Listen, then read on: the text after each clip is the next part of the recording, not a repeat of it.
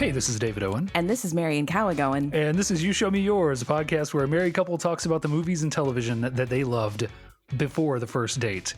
And in fact, before the first date, because after the first date month is over, and we are back, and this time I was made to watch A League of Their Own. Yes, and because there's no crying in baseball, there are going to be no tears today. But we're going to have fun anyway without the tears. That didn't end up where I thought it was going to. But we're talking about the 1992 movie with Gina Davis, Tom Hanks, Lori Petty, a ton of other people. Madonna, Rosie O'Donnell. Remember when Madonna was acting? Yeah. This is from that time. I'm glad you were clear that we're talking about the movie and not the 1993 sitcom. Right. Nor the 2022 sitcom, which apparently is coming on Amazon Prime this year. No, thank you. Well, I just looked it up, and so it's by one of the women who did Broad City and somebody else whose name I didn't recognize. And it says it's going to focus more on racism, which it could hardly focus less on racism than the original movie. And it's going to talk about lesbians in baseball. Which, why not? I think that is probably important to talk about. I think it is, but is the framework of A League of Their Own the place to do that? Well, I think we've talked about this before, I think, maybe on the podcast, maybe just in general. Sometimes they remake properties and they want to take on some extra thing, and you're like, this would have been great if it had had a different name entirely. Oh, yeah. If you didn't tell me it was a remake of blah, blah, blah, I would have loved it. But because I'm expecting the same whatever, the same tone, the same... That's my mantra. That's my mantra. If you're remaking something, don't. Like, the new Fright Night. Good movie. Not a good Fright Night. The new RoboCop. I liked it. Not as a RoboCop. You know, the new Total Recall. I enjoyed it. Not as one I could divorce myself from the property. And the new Red Dawn. Like, you didn't enjoy that. Didn't enjoy that, but still. But an L word for baseball in the 40s, women's baseball in the 40s. Sure, great, do it. But the L word shouldn't be League of Their Own. Well, the L word is not league, so of their own. Well, it's all one word. League of Their Own. Fair. The jury's out. Yeah, no, I hope come out yet. So, but I'm sure it's possible to remake something and inject modern themes into it and it be good. I can't think of an example of it right off the top of my head, but I'm sure it's possible. Yeah. Well, that said, talking about racism, it could hardly say less about racism than the original, because I counted and there's I think 3 times that I saw people of color in this movie. Yeah. And, there were people of color living in the U.S. in the 40s. Were they allowed in the baseball stadium? We don't... You know what, though? I noticed there was one man in the stands, and he was sitting with everybody else. And I had never noticed him before, and I thought, oh, okay. I don't know. I don't know how things. I imagine if you went to a baseball game in, say, Atlanta, there was segregated seating. I don't know how it was in the Midwest, which is where this is set. Yeah. But besides him, there's the musicians at this roadhouse. Yeah. The ones who have to put up with Marla singing, and then the women who are at the game one day, and they approach kind of from the side, so you can't really tell if they were able to come in the ballpark with everybody else or not. They almost look like they work there. Oh, maybe. To me. Yeah, maybe. Well, anyway, and there's a stray ball, and they throw it to Dottie, except they throw it so hard that it goes over Dottie's head and goes to somebody else, and she, and it's a very good throw. Yeah. Like, you could have been a professional baseball player if times were different. Well, and that's all we say. And I mean, for 1992, maybe that was really meaningful, but it is lacking. Listen, there's nothing I'd rather see than a good biting commentary on racism in America circa 1943, as told through the lens of a bunch of white women who are clearly not the ones who should be telling that story. Like, if that's always my problem with this stuff. If you want to tell that story, I hope that your main characters are of the race that you want to tell the story about. I don't want to watch it. I don't want to watch a movie about a bunch of white women fighting to get black women in baseball. Like, you don't want to watch The Help. Sure, yeah. Baseball. Well, sure. Well, this is a whole other discussion. That's why I'm saying I don't think A League of Their Own is the best infrastructure. Now, lesbians, talk about it all day long. But yeah, I think it's a story that needs to be told, but I think it's a story that deserves its own vehicle. Well, I don't know who's involved in this. Who knows? Get him on the phone, right? Well, I'm giving him a piece of my mind. Okay, maybe we could talk instead about the 1992 movie, which is the one that we actually watched. We could. If you insist. I do kind of. If we happen to see the new sitcom, I don't know if it's a sitcom, the new TV version, we'll report about it. But until then, let's talk about Geena Davis. Dottie Hinson. All right. Queen of Diamonds. Or as they call her, Big Dottie Hinson, which I know is because she's tall, but like, ow. How tall is Geena Davis? I think she's like 6'1". Yeah, that makes sense. She's pretty big. I gotta say, right then, one of the times when they say, oh, and Big Dottie Hinson strides up to the plate, like the music right then, I'm like, okay, I want that as my hype music. Yeah. I just, and she is striding and she's doing this face. Yeah. She's got like dirt on her face and she's like, given this look, and like she looks very in control, but also a badass. And I'm like, can I have a little of that in my life? Yeah. I need. There are women who are just they have their moment, like they're 3 to 5 years where they're just on a different level, And I think like Geena Davis from The Fly up until 95, 96, like. She was just on another level. I don't know. I feel like, are you saying like physically? Or because I feel like Geena Davis is always on a different level. Yes. But I just mean like there wasn't anybody, like she was a unique, like she had the spotlight for a moment. Like she was the one, like Jamie Lee Curtis had it for a few years. Like there's just like Sigourney Weaver had it for a few years. Like there's just a few years where a woman comes in and she's just like, she's in a lot of stuff and she's an it girl.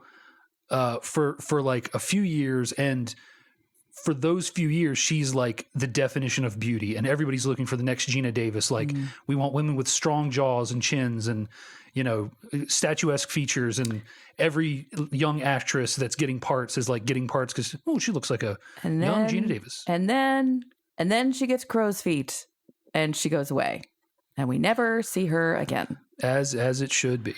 Oh, of course! Like, that's not even funny. No. I know you're kidding, but don't even joke about that. That's not funny. I'm just saying. I think that and I'm sure that's a media thing that they just get elevated into this light of like, and it happens with men too. There was pick a 5-year period, and that was Brad Pitt or Colin Farrell or whoever. Like pick a 5-year period, and they get their thing. And I know men get to age gracefully. And may I point out that you said.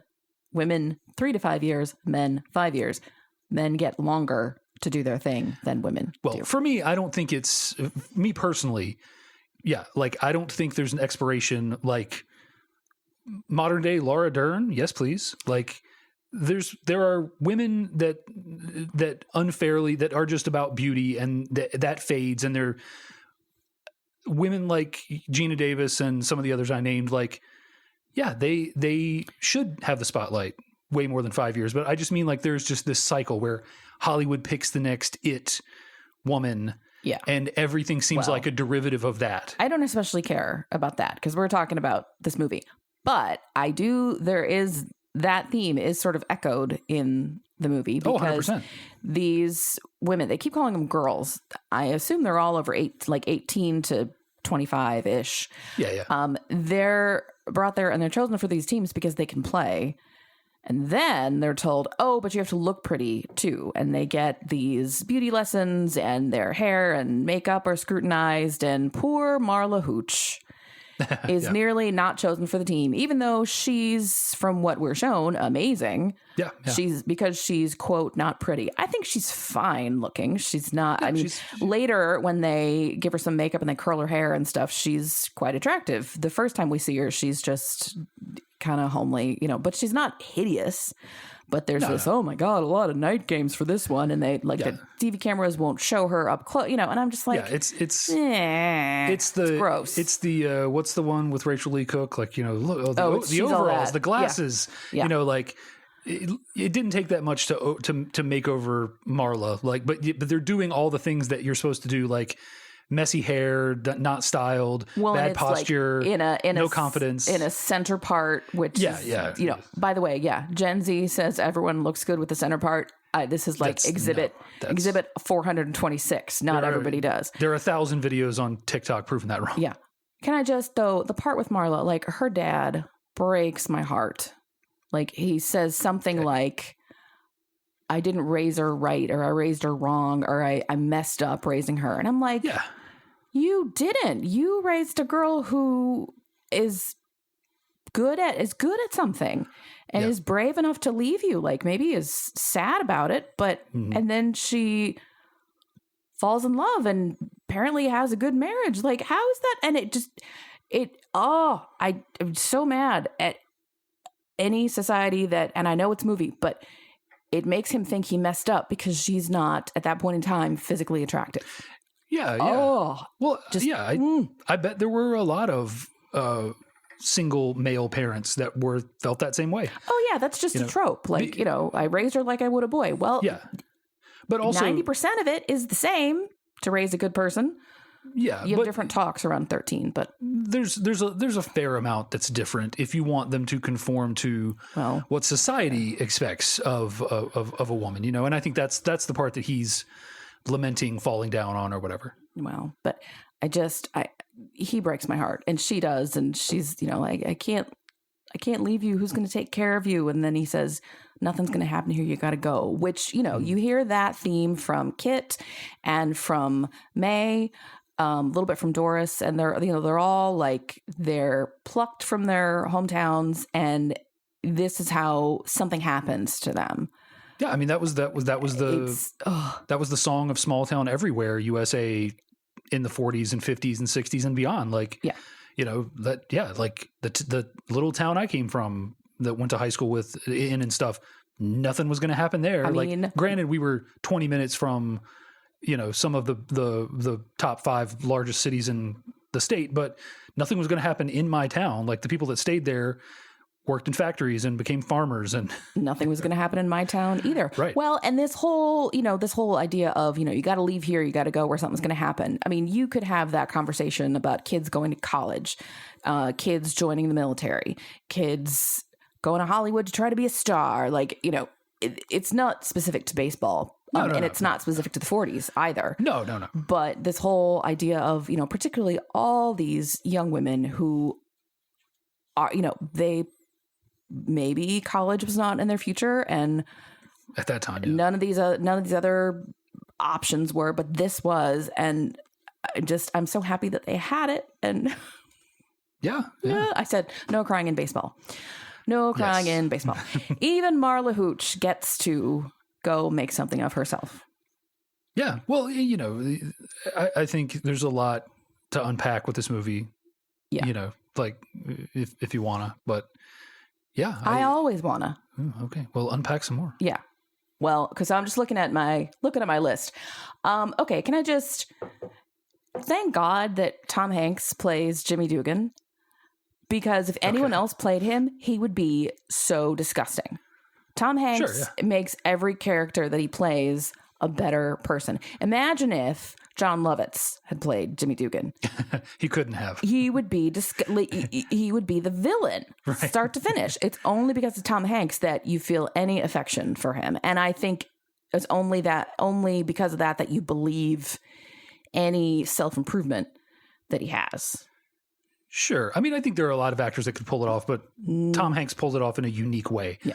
You can't take, even by this point, the people had realized Tom Hanks was no longer strictly a comedic actor. He had already done some big stuff. I think, he hadn't done Philadelphia. He was about to. Yeah, he had already done some stuff where he was Splash. Things where he was like, he was primarily comedic, but he also got to flex his acting chops. Like he came along nicely into his like Philadelphia real acting chops. But yeah, I think it helps a lot that he's able to maintain some level of likability even when being disgusting. Because John Lovitz, like he has one note. He's a Gilbert Gottfried type. Like you get him for a reason. Yes, you get him because you need somebody to say things and in a high voice and do silly stuff. Yeah, as usual, if you haven't seen this movie, I'm sorry. We're just talking. You're not going to get the synopsis, but you've made a mistake. He plays a talent scout who gets Gina Davis and Lori Petty to come from their farm in Oregon to the tryouts. And he, of course, is nasty and mean and hysterical. Oh, yeah. And apparently in the original shoot, he had a much bigger role, but the audience laughed too much to all of his lines. So they're okay, we're just going to take like the best and then we're going to cut this role down a lot. Yeah. Oh, yeah. No, he's great. I mean, I think John Lovitz is one of those guys, not unlike Gilbert Gottfried, that R.I.P. That is underappreciated. That was underappreciated in his own time. I don't know if he's even. Well, I think also small doses.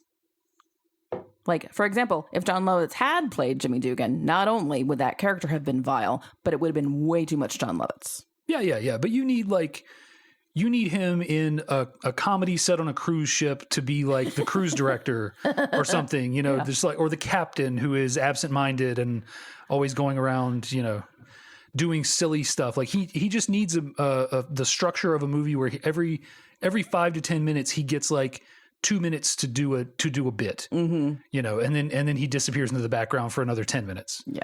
Like that's how you work someone like that in. Well, I enjoyed the John Lovitz character. I was not sorry to say goodbye to him and, get to the real baseball stuff. But I enjoyed the small dose that we got of him. Back to Jimmy for a second. One thing that I appreciate about this is that Dottie and Jimmy appear to have a relationship that's based on respect. Maybe not friendship, but respect. And there's not really a hint of romance. I think a lot of people watch this and want them to get together. Sure. I don't. No, not at all. And I don't think it would work. No. She ends up, her husband is away at war and he comes back and he was the manager at the dairy and he's extremely bland. What's Bill? I can't even remember his last name. Bill Pullman. Such a bland guy, but that's what she wants, and that's fine. And I'm glad to see a movie that doesn't force a romance between a man and a woman. Yeah, I think that there's a lack of depictions of platonic opposite sex relationships in movies in general. Mm-hmm. So yeah, seeing something like this and just knowing like she's married and he is not interested in her in that way. He is more intrigued by, like, I think Dottie is like a female version of him that was not afforded the chances to make the same choices he made or the same mistakes. She was not highly recruited coming out of high school into this, baseball lifestyle. And then, because she's the best player in the league, like he was in his time. But because she didn't have that same experience, like I said, she's the him that didn't have the opportunities, but also didn't make the mistakes. So she's ended up I think he sees in her, game, respect, game, right? Like he sees she is an amazing baseball player and a good baseball mind. And I think that's what he sees her as. I don't even know if he sees her necessarily as a woman after the first, few interactions with them. Like after where she kind of tricks him out of his stupor. Yeah. By calling a bad sign. I think from that point on, he sees her as an equal and gender doesn't come into it in his perception of her. Yes, I think though if she had said the word, he would have jumped at her. I don't think that relationship works because he wants little pretty women who don't ever stand up to him. But I think if she beckoned, he would have tried. I don't know. I think it depends on what point. I think prior to the scene on the bus where he says he needs a drink and she gives him a Coca-Cola, yes. After that, no. Because I think that's the point where most of what I'm saying about how he perceives her comes from that conversation. And I think after that point, he would understand the mistake that she would be making if she went with him. So he wouldn't allow her to make that mistake. True. Well, I guess what I'm drawing from is the scene when Bob shows up at their boarding house or whatever, and she is going to go back to Oregon with him. When Jimmy meets him is after the World Series game. Yeah. Anyway, and she introduces them, and Bob says, "Oh, I'm a big fan of yours," and Jimmy says, "Oh, I'm a big fan of yours," and there's this just awkwardness. Yeah, and I feel like that's because Jimmy's like, "Oh, I love your wife a little bit." Maybe it's an undercurrent. Like, yeah, I mean, I can see it, but it almost reads to me like more like he's saying he wishes he was him, not that he wishes he had his wife. Like, that's a fair distinction. He wishes they could switch places in the literal sense. Yeah, he could be, Bob from the dairy that has made the safe choices and is getting rewarded with. That's a good point. Well, because he has a line earlier. So originally Dottie says, "Oh, Bob's here. I'm going to quit mid-season. I'm going back home. I don't care about baseball." Yeah. And he insists, "Yes, you do. Yes, you do. You love baseball." She's like, "No, I don't. No, I don't. I'm done. I'm done. I'm done." And he kind of blows up at her. And she says, "It got too hard." And he says, "The hard is what makes it great." Mm-hmm. And yeah, I think you have a good point. He kind of wishes he could have chosen or could have gotten to take, whether by his own choice or just luck, the route that was less hard. Yeah, I suppose.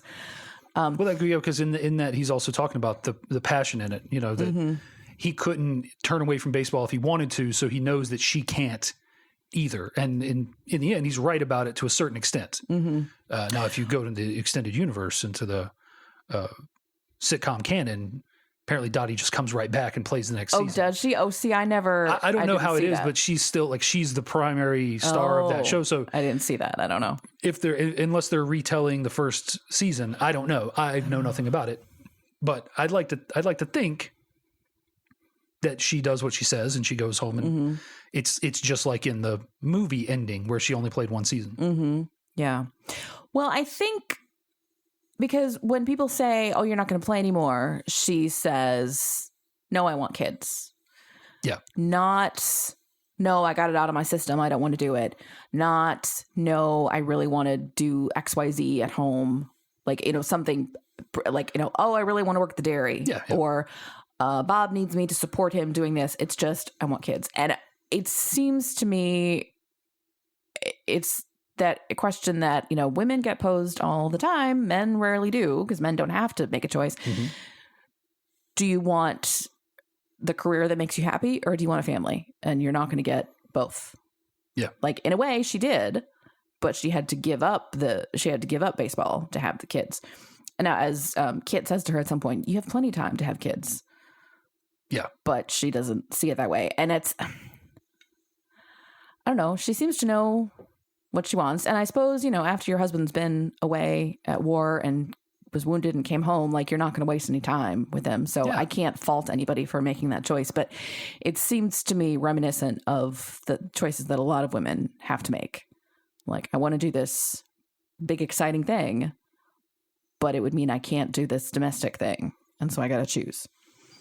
Yeah, 100%. And I mean, yeah, I think this movie brings up a lot of those questions, a lot of that stuff, like, I'm obviously the best person to talk about this. So let me explain to you how. Right.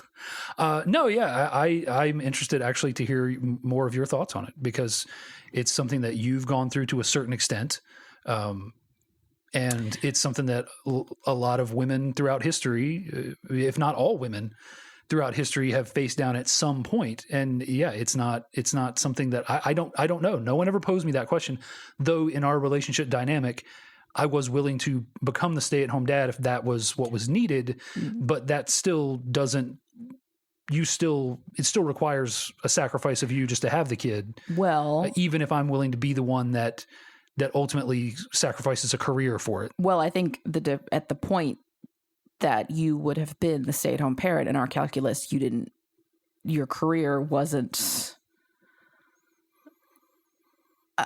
Yeah, no. From the time that plan was made until we actually had a child, the tables turned. Yes. I was on a much different career path that was much more promising for the support of our family, and the choice was made to flip-flop what we had originally.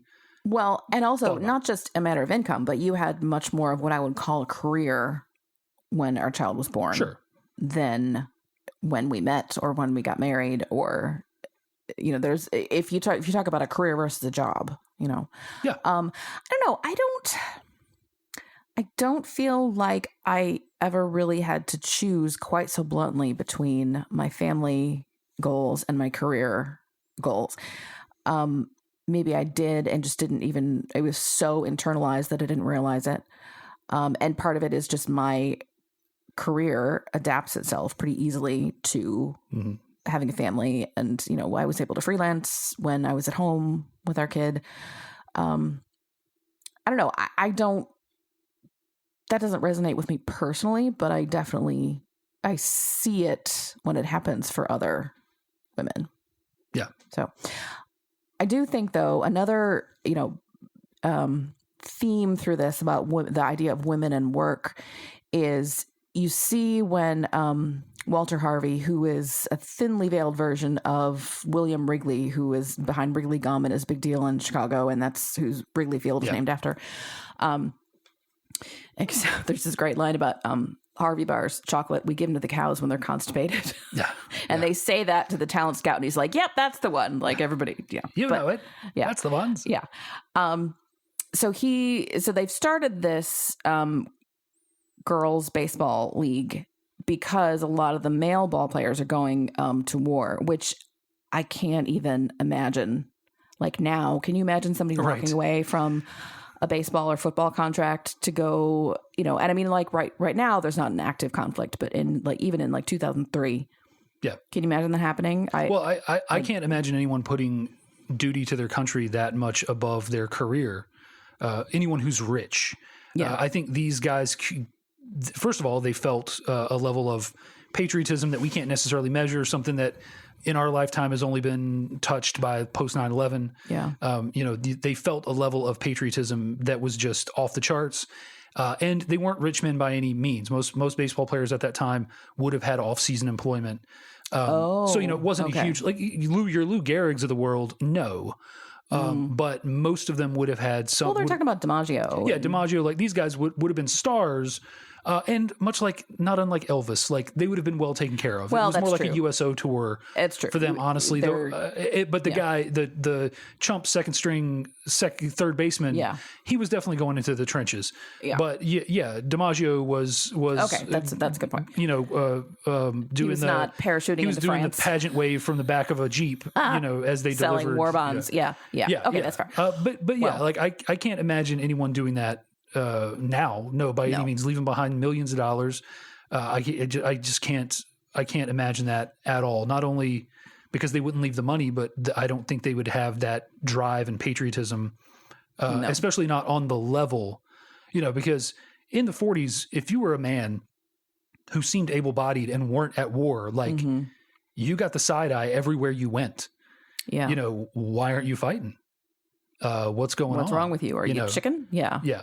So, I can't imagine it today. But. Well, anyway, so they started the female league because they couldn't have a male league, which is odd because the towns that these teams are in, it's not like there was Major League Baseball there and this filled the gap. But anyway. I think it was probably an experiment. Like I imagine had this war looked like it was going to go on for longer, had this league started in 41 or something, 42, whatever, like a year or two earlier, there may have been plans to take it much bigger. Oh, okay. You would have had the Chicago she bears or something. Yeah. Okay, potentially. I don't know. Well, anyway, this is in 43, 44. And Harvey says, oh, the war's going to be over soon. It wasn't really. But so we're not going to need these women anymore.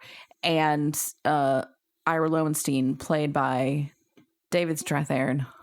My heart flutters a little bit. I have a thing for swarthy looking men. I don't know why. Tastes in men. I don't know. Thank you for letting me express that and not feeling jealous.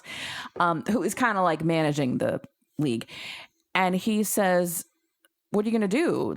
You're just going to tell him to go home? Like you basically, like, you took him to the top of the hill and showed him the world, and now you're going to march him down and say they can't have it. Just like the women in the factories. Tell them to go home? Yeah.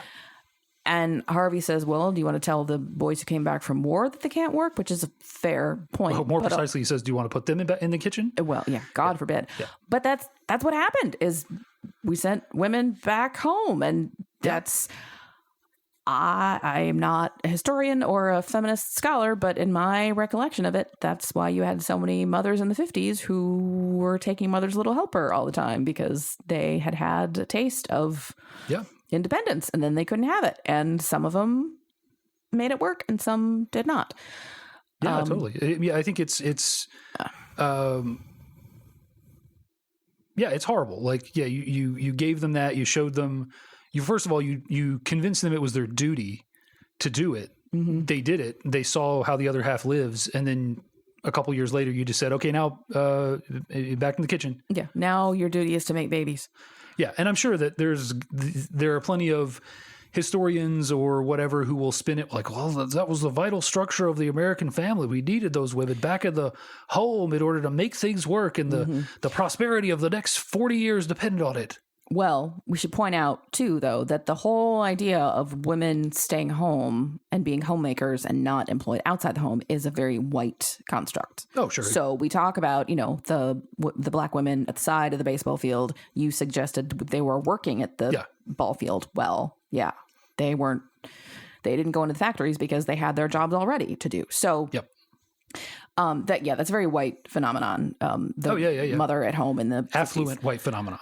Like, even when I was in a 2-parent home in, the rural poor South, both of my parents absolutely were working. Well, there's this tipping point, right? Can you make enough to offset childcare? And if you get free childcare, well, then that's one thing. But if you have to, even if you're like paying the neighbor lady $10 a week, well, you got to make $10 a week. Yeah. Minus lunches and Well, yeah, I mean, we did that same kind of calculus when we decided if one of us would stay home. Yeah. Like, how much is it going to cost to put a kid in school? Okay, well, that means the take home from your job is basically going to be $100 a week because we're spending all this money. Is it now worth it? Well, or can we make it work without? At the same time, though, I think there are certain times when the math just really doesn't work. But if you are in sort of a bubble, if there's like a standard deviation on either side of your break-even point, and you can there is something to be said for the mental boost that some women get from going to work and having their own adult space and et cetera, et cetera, et cetera. So it should not always be about dollars and cents. That's my story. That's the end of your TED Talk. Well, I'm just, it hurts my soul to hear when people make it all about money, because you're getting credits for Social Security. You're potentially saving for your own retirement. You're, the longer you're out of the workforce, the harder it is to go back. Like, it's more than just, are you making enough for childcare? But that is a whole other discussion. However, since we're on the subject of World War II and women working, did you know that when we decided it was in the national interest for all these women to go work in the factories, there were in many parts of the country these massive childcare facilities set up where the children who weren't in school could go and get high quality care. They were well taken care of, well supervised, et cetera. And then when the women went to pick up their kids at the end of the day, there was a hot meal for them that they could take home and they could feed their friends. So they didn't have to do this dance of come home and get dinner on the stove and get everyone to bed in about 45 minutes. And then we sent women back home, and we don't have that anymore. And now we have a crap system where everyone has to piece together childcare and everything sucks. It sounds like you quite enjoy this socialist utopia that you just described. I do. I think it's great. No, yeah. Though, yes. Let's point out that probably was only for white women. Oh, yeah, totally. So, 100%. Yeah, no, right. Yeah, that's you want to talk about government doing good. Like government does good when it serves its people and the needs of its people. And that's what it was doing right there. Well, and at that point, the government had the incentive to make that work. Now they don't have the incentive. Right. So, oh my gosh, we can't possibly figure that out. Anyway. Right. You figure that's what churches are for, right? Private charity. Yeah. That's that. It's a shame that because you think about the same people who want to go back to those days don't understand most of what those days actually meant, like the degree to which people were taken care of and people looked out for one another. Or, for God's sake, the degree to which people made sacrifices for the greater good. Yes, of course. Let's not even get started on that. Let's not. Yeah. Okay. Well, let's get back up to, more frivolous points about this movie. I love the music to this, mostly the music that they play when they're doing these montages of the baseball games. Okay. There is, so at the end of almost at the end of the movie, they're in the last game of the World Series. It's a World Series among 4 teams. 4 teams in the league, but final 2. And it's game 7 and it's the last inning and Dottie's coming up to the plate and there's like this violins are doing this continuous and I feel heart palpitations every single time. I'm so stressed, even though I know exactly what's going to happen.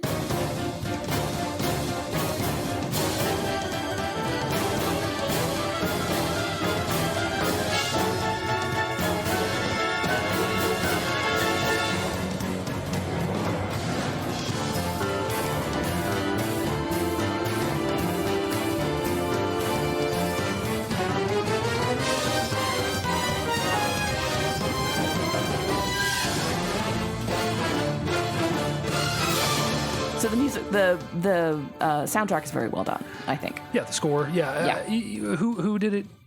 I don't know. Was it Zimmer? Maybe, I don't know. I saw someone's name as the composer and I recognized it, but I don't remember who it was now. But yeah, I think that's something that gets looked over a lot. Like most of what I remember from this movie in terms of music is licensed music or actual songs. Yeah, from sort of the different the swing and stuff. Yeah, no, that's good too. But I mean, that's what that stuff's there for. Mm-hmm. And sometimes you watch a movie where they go much more minimalist on that and things don't land the way they should. Mm-hmm. Tension doesn't build up the way that you want it to, or it doesn't build up to the payoff that you want from it. And I think there are a handful of guys who really know what they're doing and they deliver almost every time and it can make a huge difference. Mm-hmm. And it sounds like for you, it did. I can't say it stood out for me, but that's probably the best part.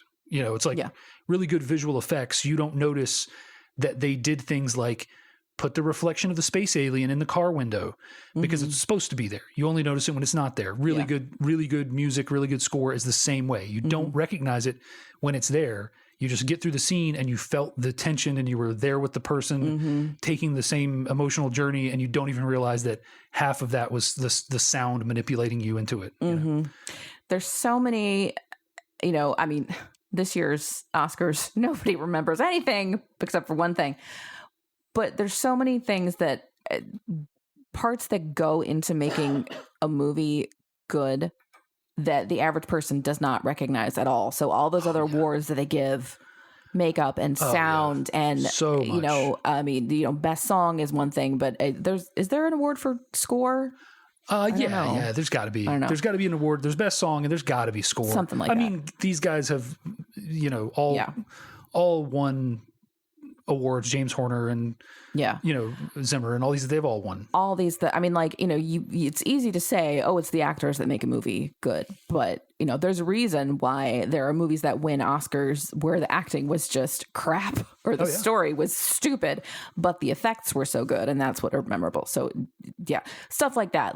And I'm not even kidding. I can feel it in my chest when that happens. And even though I know exactly what's going to happen, that really makes me realize the necessity of all these other parts of a movie. And it's nice to see. Yeah. And the thing you don't even realize sometimes is that they are actually literally using science to get you. They're using certain frequencies and tones that actually have been proven to create tension in people. Yeah, I believe it. There's a reason the violin sting is a thing, because that particular sound, that particular tone, whatever, brings your attention.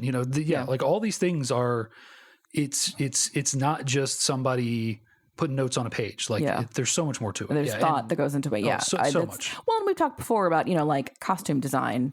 There are references in a costume that you may not even realize, but subliminally you get it. And it's it's fascinating to think about. Well, let's move forward 45 seconds from that impactful music. All right. To Kit. At this point, Dottie and Kit are on different teams. Kit was traded to a different team. Kit has always been in Dottie's shadow, and it finally came to a head. Yeah. And it resulted in Dottie asking to be traded, but it resulted in Kit being traded instead.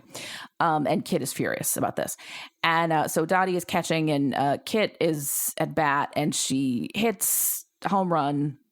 What it turns out to be a home run should have been a triple. She should have stopped on third, but she kept going. And she kind of puts her head down and shoulder butts Dottie and knocks her over. And Dottie has caught the ball, and you see her hand flop into the dirt, and the ball rolls out. It had never occurred to me that was anything but accidental. But I have read many, many theories where people insist, no, she did it on purpose. And that never occurred to me. This time through, I watched it, and there was, in an earlier game, the same thing happened. A runner is, coming home and just knocks her over, and she held on to the ball. So we know that in some instances she can hold on to it. Every game is different. So what did you think happened there? You're looking at me like this is a dumb question. You sweet summer child, you naive, sweet thing, you precious. I want to put you in a box with your naivete and just keep it there. Of course she dropped the ball. Of course she dropped the ball. It never occurred to me. Dottie doesn't drop the ball. Because I think the story works either way. No. Of course she didn't drop the ball. Or she dropped the ball. Of course she dropped the ball. I think it works either way. No question she dropped the ball. Okay, well, see, you are with the other... No, there's no question that she dropped the ball. Find the script. It says Dottie drops the ball on purpose. She drops the ball on purpose. I did, so later, after they've been in the locker room, they've changed, blah, blah, blah. And Kit says, oh, I'm sorry I knocked you over. And Dottie is extremely calm and is like, no, it's fine. It happens. You just wanted it more. And I was like, oh, yeah. Once this had been suggested to me, that she dropped the ball on purpose, then you can sort of see how in that conversation, she knew she had her story ready. So I get it. But it's not that Kit wanted it more. It's that she needed it more. And Dottie knew that she needed it more. The entire conflict between them is that Kit can't get out of Dottie's shadow. Yeah. And she didn't just, she dropped the ball on purpose, yes, but she also made her earn it. Because right before Kit's at bat, Dottie walks up to the pitcher and says, high fastball, she can't hit him, she can't lay off of him. And the pitcher gives her high fastballs, and she can't lay off of them. She ends up hitting them, getting a hit off of one, because I think in part Kit realizes what's happening. She realizes that Dottie told her to give her high fastballs, and she knocks one into the no man's land. That Kit's coach is yelling at her too. Lay off the highway, which I'd never noticed before, which I think is great. But yeah, Kit needed it more. Sure. I'm sure Kit went on to play for several more years in the league. Seems like she did. And by that point, Dottie has her path forward. She doesn't need baseball. She doesn't need this win. But Kit needs it far more than she does. And it's a chance to finally put Kit in the spotlight. Yeah. Maybe her last chance to put Kit in the spotlight in terms of baseball. Mm-hmm. So she dropped it on purpose. Okay. Well, it never occurred to me until I read something on, I don't know, it's BuzzFeed, something like that. I don't need BuzzFeed to tell me. Just look afterwards when Kit is celebrating, Dottie is just beaming. I know. Like she's just loving it. I know. Because she was able to give that to her sister. It didn't occur to me. I don't know. Well, I don't have a younger sister. I don't understand your strange modern ways and the sisterhood rivalry. Like it just didn't occur to me. So yeah, no. But yes. Yeah, like universally she dropped it 100%. Like I don't know if it's well, okay. Dottie doesn't drop the ball, okay? Okay. Well. She doesn't drop the ball. If she dropped the ball, she dropped it on purpose. Okay. She's best player in the league. She's the best catcher in the league. She doesn't just drop the ball. All right. Well, okay. So then unless it's on purpose. All right. So we have this framing device. Yeah. Which we were talking about a little bit right as the movie started. I think it's dumb. But it ends with a reunion between the two sisters, and it's very... I get the impression like they haven't seen each other in like 40 years, which is weird. Maybe. I don't get it. I don't see what the point of that is. I don't think it's that long because the kids know her. Yeah. Like Kit comes in with her whole like all of her Ron Weasley looking family. And don't make a joke right as I'm taking a drink. You all right over there? She comes in with all the Weasleys. I did notice a lot of strategic redheads. Redhead, hand-me-down robe. You must be a Weasley. Yeah, all these Weasleys come in, and they're all like, oh, hey, Aunt Dottie, or whatever. So I don't think it's been that long, but I think it's more of like they're finally... the baseball thing. Mm-hmm. They probably haven't talked about baseball since the 40s, you know. Well, they're not talking about it now. But they're there, and there's an acknowledgement, and like I think it's probably more of like this is a part of Dottie's life that she left behind and let Kit have it. Mm-hmm. This was Kit's thing, became her thing. Like after her triumphant moment, it became her thing, and Dottie stayed away from it. And this is probably the first time that they're, you know, back together on the same page on the baseball thing. Mm. And, you know, that's how I interpret it, at least. Not necessarily that they were estranged for a long period of time, but they were estranged when it came to the game of baseball. Maybe. I don't know. I don't think that is borne out.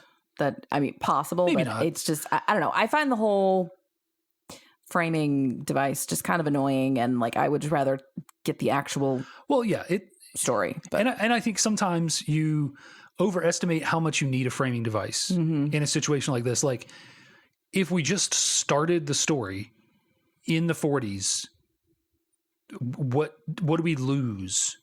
Yeah. And if we just ended it at the end of the first World Series, what do we lose? I think it is nice to see that the women's team continued and ended up in the Hall of Fame.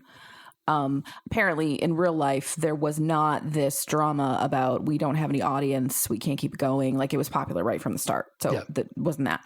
But, and the moment with Stillwell is nice at the end.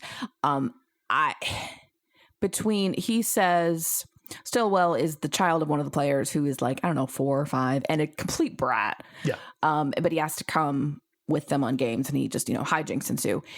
And adult Stillwell says something like, Mom says that was the best time she ever had in her whole life was playing. Mm-hmm. Between that and earlier, someone's yelling and she says, oh my gosh, she sounds like my husband. I feel like the rest of the life with her husband was very sad.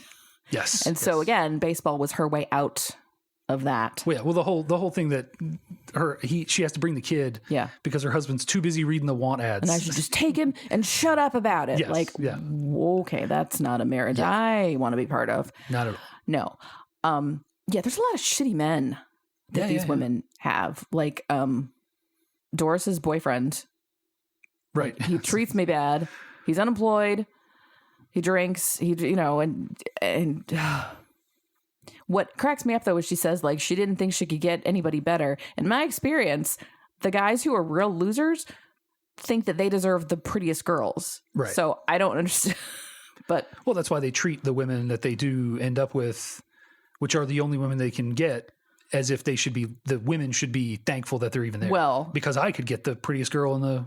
As a non-prettiest girl, let me tell you, even the gross guys were not interested in me. Like they were setting their sights high, and that was it. They were not deigning to be with me, but I don't know. Maybe. Yeah. Oh, I'm sorry. You are the prettiest girl. That was not fishing. You are the prettiest. That was not that was not fishing. I'm talking about me. That's not right. You are the prettiest girl. Stop. That's not what I was doing. I'm just saying. I know you weren't doing that. Yeah. Yes. No. Anyway, yes. As not the prettiest girl. Also, yeah, I was the same. Yeah. But anyway, yeah, that guy is. Yeah. No. Horrible. Like they're all horrible, and that's just men are scum. Many of them are, including Jimmy Dugan, if he were not played by Tom Hanks. Yes. Yes. Yeah. Let me ask you a question. Okay. Yeah. Is this movie for the gays? This just seems like, I don't know. No offense intent. This just seems like something.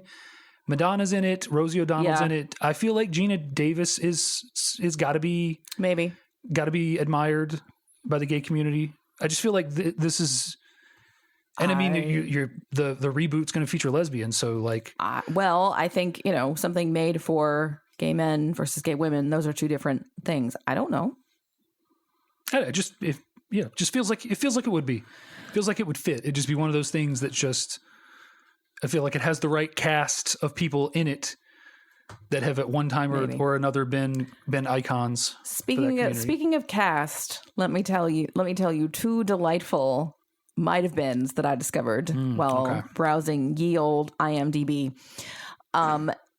Demi Moore was supposed to play Dottie, but she got pregnant and couldn't do it. Oh, that'd been different. I can't imagine that at all. And the Gary Marshall role, the Walter Harvey, the candy bar man, yes, was could have gone to Christopher Walken. I'm dying at that. Oh, man. Like, I want to see a screen test of that. That sounds fantastic. Oh god, but that'd be pretty great. I can't even remember any of his lines. Yeah, but, like. All you have to do is wave your little hat. Like, I don't even know. Yeah, that would have been good. Yeah. Ira, we're winning the war. The boys are gonna come home. That's not not a best. I don't have a Christopher Walken impersonation either. So what we need to bring people to the ballpark is more cowbell. That's okay. That's not my finest impression. Stop while you're ahead. Yeah. Anyway, I think we left ahead back a long time. Yeah. That would have been funny. Yeah. Oh yeah, for sure. Yeah. And Demi Moore would have been totally different. No, I can't. Yeah. Like, I'm not saying it would have been bad, but it wouldn't have been the same. Well, and part of it is, so Gina Davis, since this was made, has put a lot of time, energy, etc., into representation of women in the media, and I think activism and promoting women in more diverse ways, and also she's got like a center for something. Yeah. Just examining maybe like the effects of when children see more diverse characters, what does this mean for the development, that kind of thing. Yeah. So in just knowing that, I think of Dottie as Gina Davis, and that it is to imbue the whole character. And I don't have that association with Demi Moore. So no, not at all. No. Nothing against her. Sure. It's just different. So. Yeah. And I think this is a great movie for that. Like it does bring so many to associate with that same kind of movement, because it does bring so much. I mean, I think to me, the most interesting thing about this movie is all of the things that the baseball players are asked to do that you would never ask male players to do. Yes. The classes, the finishing classes, wear the crazy uniform, and and, you know, to be desirable while out on the field. Like, no one's asking a male player. Catch a foul ball, get a kiss. Are you fucking kidding me? And they do it because they're told this will help keep the league going, and then they get to play. And I can't fault them for that. But women athletes today have to do that nonsense. Yeah. It's gross. That to me is one of the most interesting things about the Dottie character is, you know, within the structure of the movie, the thing that quote unquote saves the league is when she does a split and catches a foul ball. Mm-hmm. And that makes the cover of Life magazine, and it starts people getting interested. Like you said, the reality is very different, but within the confines of the storytelling. But she's initially approached to do an interview, and she's like, no, you know, that's not a thing I want to do. But she's savvy enough, like you said, to understand that this is how this is the exchange that we're making for being allowed to do this. We're gonna wear short skirts, and we're gonna do fancy catches and put on makeup and show some leg, and all the men want them to slide so they can see up their skirts. They're going to do all that, including getting a horrible, you know, scrape on their leg and all this stuff. It's watching, like, men get to do this because they're good at it. Right. Women have to pay this additional toll of not just being good at it, but also paying this societal toll of looking the right way and earning it through other means. Well, and you see that, you know, in the Olympics, with it, volleyball. That's what it was the 2020 games that happened in 2021. The beach volleyball. Yeah, with the bikini shorts. Men play in board shorts and either sleeveless shirts or, you know, board shorts. Women wear bikinis. Now, apparently, this is up to each individual team, but they have to match. Yeah. They can wear whatever, but they have to, you know. But then there was some team this time that, I don't remember what it was. They wanted to show more, to cover more skin, and they got penalized. Am I mixing up my Olympic I can't remember, but I know what you're saying, like the details aside. But I'm just like, what a bunch of... Now, and again, like, I'm not going to tell a player you have to wear something that you find uncomfortable. If the female volleyball players truly find the bikinis more comfortable, okay, that's great. But there is such thing as internalized misogyny. There's no reason they have to wear a bikini. You can play just as well wearing shorts and a t-shirt or whatever, as evidenced by the male players. And it's just such crap. Any sport where I'm going to have to get a bikini wax to keep up with is bullshit. Yeah. If I'm an athlete, I want to spend all my time on training. I'm not going to, you know, take a couple hours out to deal with my pubic hair because it's going to show in my uniform. Like, first time we've said pubic hair on this podcast. Hopefully the last, but... Are you sure? I think so. Anyway, but it still goes on today, and it's crap, and I hate it. But yes, I think too. So that, you know, Dottie does the splits and like smiles for the camera. That is right after, or in the same day, I think, as May was really upset at the idea of the league going under, and talked about like, if this stops, I have to go back to taxi dancing. I don't even know what that is, but it sounds gross. Right. And some gross guy sweating all over her, and you know she's pretty unflappable. That's the only time we see her upset in the whole thing. And she knows that Kit wants this. Now she sees that May wants this. Mm-hmm. She probably has gotten that from a lot of the other players. And I think it is a little bit of like, well, I don't want to do it for me, but I can do it for them. Yeah. And she's in this unique position because she doesn't need this. Mm-hmm. She's got a husband that's going to come home from the war, and he's got a good job at the dairy, and you know, she's making $35 a week working at the dairy or whatever. You know, like, she doesn't need this. All of these other girls all need this far more than she does. And she even says that in the present day stuff. She said, like, it just didn't mean as much to me as it did to all of them. Like, she doesn't even want to, the Dottie character doesn't even want to go to the celebration because it didn't mean as much to her as it did to all of them. And that's, that's the moment, I think, where she's like, okay, I'm in this unique position. Mm-hmm. I don't need this, but they all do. So this is what I'm going to do for them. She kind of is. She's not the only married player, but she has a bit of a maternal air. There's a point where a lot of players are at this roadhouse and all getting drunk and, blah, blah, blah. They can sneak out because they poisoned their chaperone. Oh God, poor Miss Cuthbert. Anyway. Yeah. And she comes and gets them and is like, you're going to get in trouble if they find you here, blah, blah, blah, blah, blah. Which is not to say that any of the other married players wouldn't have done that, but we're presented this image of Dottie as like she's the mother figure to all of them, which some of them need, frankly. Yeah. She also kind of takes over at the beginning when the manager's not willing to do his job, she kind of takes over a leadership role. Yeah. She's just naturally in that role. Like, and there's an alternate version of her life where she could have become the first female manager in baseball.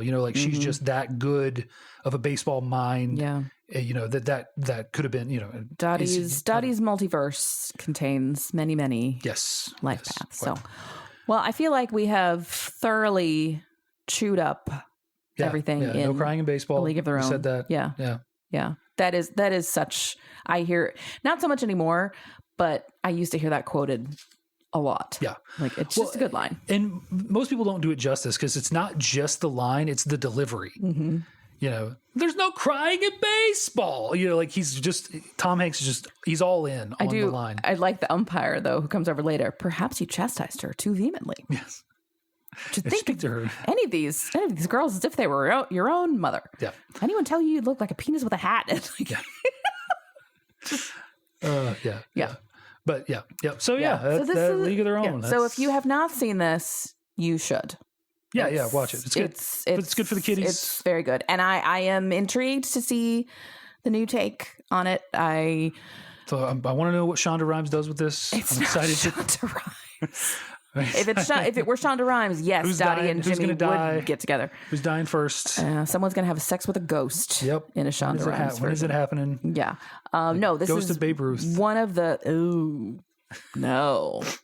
I'd have sex with the ghost of Joe DiMaggio. Sure. Not Babe Ruth. No. Yeah. No, thank you. All right, you were saying. Yeah. I am intrigued to see the new version, and if it's any good, we'll maybe do an episode about it. I don't know. We'll see. So, but folks, we would love to know what you think. For example, were you like me, just completely unaware that Dottie dropped the ball on purpose? Sweet, is this innocent babe in the woods? Do you agree with my cynical husband, or were you shocked too? Let us know. Do you think that Jimmy Dugan is vile? Let us know what you think. We would love to hear from you. You can send us an email, you can tweet at us, or you can contact us through our Facebook page. The handle is the same for all three. It's Why Some Why Podcast, Why Some Why for you, show me yours. You can tweet at us. You can send us an email at gmail.com or hit us up on our Facebook page or DM us there. Any one of them. You have so many options. It's great. And we have new episodes every other Wednesday. We are back to our every other week schedule because after the first date month is over. You can find new episodes on most of your major podcast providers, specifically Apple Podcasts. And we would love it if you would subscribe, follow, whatever the parlance is, so you'll get our latest episodes right in your queue. While you're at the podcast provider, if you could rate and review us, that would be great. It helps other people find the podcast. And also what you can do is you can tell your friends, send them this episode, send them another one, send them Avalon, send them Howard the Duck. Pick an unpopular one to send them. Yeah, Little Women. Nobody really liked Little Women. I don't know why. They live lethal. I don't know. Yeah. Anyway, send it. Pick one. Sharing is caring. And let's see, we do have new episodes every other Wednesday. So 2 weeks from today, no matter when you're listening, there'll be a new episode right in your queue. And in 2 weeks, Dave is hosting. What are we watching next time, Dave? It's going to be The Adventures of Buckaroo Banzai Across the Eighth Dimension. Ah, okay. I feel like I know nothing about that. There is nothing to know. It is a perfectly, it's an amazing movie. Buckaroo Banzai he is my idol. My goal is to live a Buckaroo-esque life, to find new ways to traverse space and time. Okay. With Jeff Goldblum at my side. Ah, okay. Well, that, again, a swarthy man. It's right up my alley. So yes. That's okay. Now it just sounds much more appealing. It's one of those crazy movies that someone was allowed to make in the 80s, and I love it. And I think you're just going to think it's weird, but I can't wait to hear you talk about it. Undoubtedly, I will. Yes.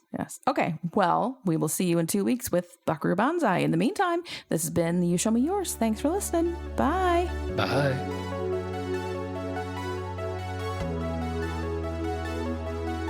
The You Show Me Yours theme song is Uplifting Electronic Indie by Winnie the Moog from filmmusic.io.